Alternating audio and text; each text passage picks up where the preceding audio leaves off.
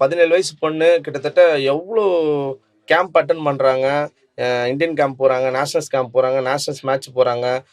ஒரு சில டைம்லாம் வந்து ஒரு 2 3 ஸ்கூல் சைட்லேருந்து ஒரு மேட்ச் வரும், எஸ்ஜேபி மேட்ச்சு. அதில் அந்த கேம்பில் இருப்பாங்க. அசோசியேஷன் சைட்லேருந்து ஒரு மேட்ச் இருக்கும், அந்த கேம்ப்லேயே அட்டன் பண்ணணும்.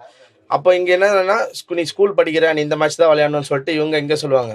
அசோசியேஷன் மேட்ச் விளையாடணும்னா நீ இந்தியா லெவலில் நீ விளையாடணும். அதனால அந்த மாதிரியான மென்டல் ப்ரெஷர்லாம் ஏகப்பட்டதை தாங்கி ஒரு மாதிரி இது சாதாரணமாக இந்த மாதிரியான பேச்சுலாம் வரல. பயங்கர ஒரு நல்ல ஒரு எக்ஸ்பீரியன்ஸான ஒரு ஆள் கார்த்திகா. பேசிக்கிட்டு இருக்கும்போது சொன்னாங்க, ஆஃப்டர் 9 இயர்ஸ் கழிச்சு இன்டர்நேஷனல்ல அந்த இந்தியன் ஜெர்சியை தொடும் போதே எனக்கு ஃபர்ஸ்ட் ஞாபகம் வந்தது எங்க கோச் தான். ஏன்னா அவரும் நானும் நிறைய நாள் பேசியிருக்கோம். அந்த ட்ரூ அந்த அந்த ட்ரீம் வந்து ட்ரூ ஆன போது எனக்கு அப்படி இருந்த அந்த மொமெண்ட் அப்படின்னு அவங்களுக்கு எப்படி இருந்ததுன்னு எக்ஸ்பிளைன் பண்ணிட்டாங்க. உங்களுக்கு எப்படி இருந்தது சார் அந்த மொமெண்ட்? எனக்கு ரொம்ப ரொம்ப சந்தோஷமா இருந்தது. ஏன்னா அந்த ஒரு விஷயத்தோ அதாவது ஒரு சொல்லுவாங்கள்ல, வாழ்க்கையில ஒரு இலக்கை எடுத்துக்கோ, அதையும் வாழ்க்கையை எடுத்துக்கோ. அதே தான் நம்மளோட எண்ணமும். இந்தியா விளையாடணுன்றது தான் ஒரு கோச்சா எனக்கு இந்தியா விளையாட வைக்கணும்.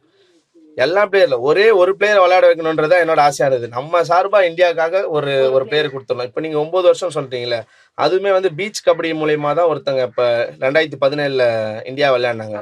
மேட் கபடியில வந்து நம்ம விளையாடுறது 15 வருஷம் கழிச்சு விளையாடுறோம். அது வந்து ரொம்ப பெருமை.